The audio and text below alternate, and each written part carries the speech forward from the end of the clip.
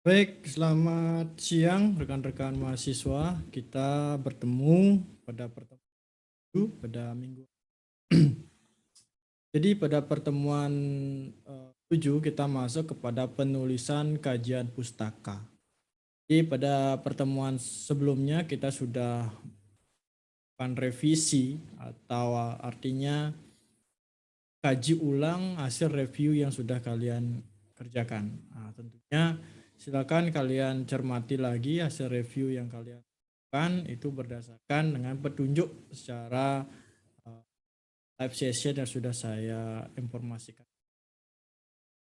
6. Nah, pada minggu ketujuh ini, pada minggu ini kita masuk kepada kajian pustaka. Kita saat menulis sebuah karya ilmiah, kita harus menelaah lebih jauh terkait dengan pustaka. Jadi tinjauan pustaka mempunyai arti yaitu meninjau kembali pustaka-pustaka yang terkait atau istilahnya review of related literature. Jadi bagaimana sebuah referensi literatur yang kalian dapatkan itu kalian telaah kembali ke dalam sebuah pustaka. Relevan dengan permasalahan penelitian. Diusahakan kajian pustaka atau tinjauan pustaka yang kalian cari itu harus relevan dengan penelitian yang kalian akan teliti. Nah, tentunya ini beririsan dengan review yang sudah kalian lakukan. Nah, proses review itu adalah proses awal bagaimana kalian menemukan sebuah permasalahan. Bahwa permasalahan tersebut tidak hanya datangnya dari kalian, tetapi juga dari orang lain yang memiliki permasalahan yang sama, walaupun di lokasi atau tempat atau daerah yang berbeda. Dan itu memang jadi sebuah permasalahan yang harus dicari solusinya. Sehingga permasalahan yang kalian temukan bukan berasal dari permasalahan diri sendiri, tetapi dari permasalahan orang lain juga. Masyarakat lain juga yang memerlukan sebuah solusi. Nah, review tersebut memiliki arti bagaimana kalian menelaah permasalahan dari artikel tersebut, menelaah gagasan baru dari artikel tersebut, menjadi sebuah amunisi, sebuah ide yang nanti kalian bisa kembangkan pada penelitian yang akan kalian lakukan. Jadi mulailah kalian mereview lebih banyak lagi artikel yang kalian temukan. Bisa dari Sinta 1 sampai Sinta 6 atau jurnal-jurnal internasional, tidak hanya lokal, tidak hanya nasional tetapi internasional bisa kalian cari. Poin dari tinjauan pustaka. Terus kegunaan tinjauan pustaka yang pertama adalah mengkaji sejarah permasalahan. Jadi permasalahan itu muncul tentunya adanya gap antara harapan dengan kenyataan. Gap itulah yang akan menjadi sebuah permasalahan. Tentunya gap itu harus dicari dari sebuah tinjauannya. Sejauh mana sebuah permasalahan itu sudah diselesaikan. Itu yang pertama. Yang kedua, membantu pemilihan prosedur penelitian. Jadi sebuah metode, sebuah prosedur, sebuah langkah penelitian itu sangat terbantu dari yang namanya tinjauan pustaka. Jadi bagaimana sebuah tinjauan pustaka itu menjadi sebuah amunisi kalian untuk menelaah lebih jauh prosedur penelitian yang akan gunakan. Yang ketiga, mendalami landasan teori yang berkaitan dengan permasalahan. Nah, itu ada teori-teori yang melandasi setiap permasalahan tersebut. Teori ini bisa dari tokoh, bisa dari pakar atau yang lainnya. Yang keempat, mengkaji kelebihan dan kekurangan hasil penelitian terdahulu. Ini yang terpenting. Jadi jangan sampai kalian membuat penelitian tetapi lebih kurang atau hasilnya itu berkurang dari penelitian sebelumnya. Yang diharapkan adalah melebihi dari penelitian yang sebelumnya. Jangan sampai sama, jangan sampai kurang, tetapi harus lebih lebih berkembang dari sebelumnya.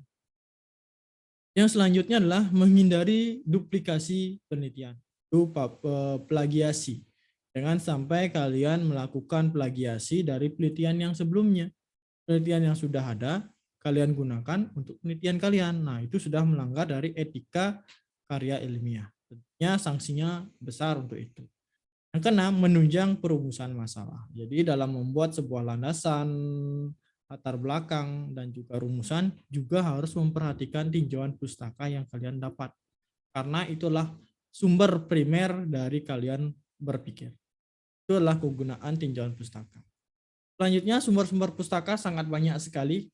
Jadi kita tidak bisa bilang tidak ada, tidak mungkin kekurangan. Ada dari abstrak hasil penelitian, dari indeks jurnal, dari review yang sudah kalian lakukan kemarin, dari jurnal, buku referensi, internet, pendapat pemegang otoritas atau pemerintah, dan juga dari seminar-seminar atau webinar-webinar secara offline dan online. Itulah sumber-sumber pustaka yang bisa kalian gunakan.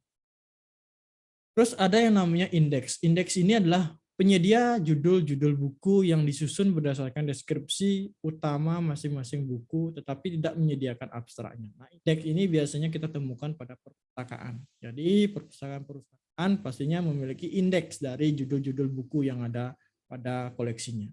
Misalnya indeks internet akan ditampilkan sebagai berikut. Bagian headingnya adalah kepala berita internet, proxy server, dan lain sebagainya. Jadi yang beririsan tentang internet akan dimuat dalam indeks yang akan. Terus ada yang namanya review. Review adalah berisi tulisan-tulisan yang seperti sudah saya infokan, sudah saya bahas pada proses review pada pertemuan 6 dan sebelumnya. Jadi ini sama dengan yang itu. Ada jurnal, tentunya artikel yang sudah kalian dapatkan itu berasal dari jurnal. Jurnal yang kalian dapatkan harus terindeks nasional, Sinta 1. Lah bagian dari proses kerja jurnal tersebut sehingga bisa terindeks secara buku referensi. Bisa kalian gunakan buku-buku di perpustakaan atau buku-buku yang kalian dapatkan dengan membeli di toko-toko buku sebagai pendukung dari penelitian yang kalian lakukan. Ada juga cara mencari pustaka secara manual dan online. Jadi kalau manual tentunya kita mencari di perpustakaan, mencari tempat-tempat informasi secara berkunjung. Kalau secara online kita bisa menggunakan Google, Yahoo, perpustakaan, Gunadarma contohnya, MSN, dan lain sebagainya. Jadi inilah contoh-contoh perpustakaan cara mencari pustaka secara online dan manual. Terus tinjauan pustaka itu terdiri dari 3 poin. Yang pertama, penelitian terdahulu, kajian atau kerangka teorinya, dan hipotesis penelitian. Biasanya untuk penelitian rancang bangun di sekolah tinggi, sistem hipotesis ini jarang digunakan. Tapi lebih pada penelitian terdahulu dan kajian kerangka teorinya yang lebih banyak didepankan. Terus penelitian terdahulu itu apa? Jadi penelitian terdahulu itu adalah digunakan untuk mengetahui kekurangan-kekurangan penelitian sebelumnya. Jadi dari hasil penelitian terdahulu itu kita ketahui bahwa kekurangan pada penelitian sebelumnya itu apa. Nah, kekurangan itu yang akan menjadi sebuah ide, sebuah dasar, sebuah pengembangan pada penelitian. Mengetahui apa yang telah dihasilkan dari penelitian sebelumnya. Jadi apa-apa saja hasilnya yang sudah didapatkan dari penelitian sebelumnya. Jangan sampai hasilnya sama, tetapi harus memberikan hasil yang bermanfaat dan berkembang pada penelitian selanjutnya. Mengetahui perbedaan dengan penelitian sebelumnya. Nah, tentunya di dalam penelitian itu ada yang namanya metode penelitian. Apakah metodenya akan kita samakan atau berbeda? Kita mendapatkan hasil yang memang diperlukan pada penelitian kita. Itulah bagian dari penelitian terdahulu. Terus bentuk dari penelitian empiris dalam laporan penelitian. Jadi bentuk dari penelitian terdahulu bisa berbentuk paragraf, bisa juga berbentuk metrik. Contohnya seperti ini, nama peneliti, tahun, judul peneliti, tujuan penelitian, alat, dan hasilnya. Kita buatkan dalam bentuk tabel untuk mendeteksi atau memilah mana artikel pertama itu seperti apa, artikel kedua seperti apa, hasil dari artikel ketiga seperti apa. Dan itu adalah sebagai pembanding kita nantinya merumuskan sebuah permasalahan yang akan kita cantumkan, kita susun pada laporan penelitian. Terus kerangka berpikir. Nah, kerangka berpikir ini mengarah pada bagaimana sebuah kita berpikir merupakan proses miniatur keseluruhan dari proses penelitian. Nah, kerangka berpikir ini biasanya kalau di sistem komputer ini tertuang pada blok diagram. Jadi bagaimana sebuah blok diagram itu mencerminkan bagaimana sebuah proses alat atau sistem yang akan kita bangun. Mulai dari permasalahan, mulai dari input, mulai dari proses sampai dengan output. Ya, kerangka berpikir itu menerangkan bagaimana penelitian itu dilakukan.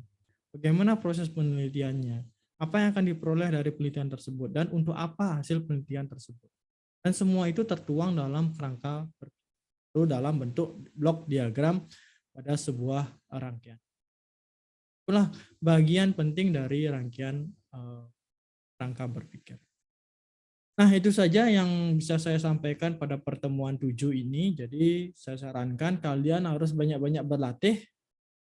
Ya, setelah kita pertemuan 8, kita akan berlatih secara teknis bagaimana membuat sebuah proposal penelitian itu agar lebih mendukung dari kajian-kajian teoris dan empiris, dan juga dari panduan tugas akhir yang sudah kita punya di Stiki Indonesia, sehingga kalian sudah mempersiapkan dari sekarang bagaimana sebuah ide inspirasi yang kalian gunakan pada saat nantinya kalian mengambil seminar, sehingga pada saat seminar menuju tugas akhir kalian tidak lagi melakukan pemikiran ulang atau proses berpikir ulang karena tidak punya, misalnya tidak punya ide, tidak punya judul yang kalian akan ajukan pada saat seminar.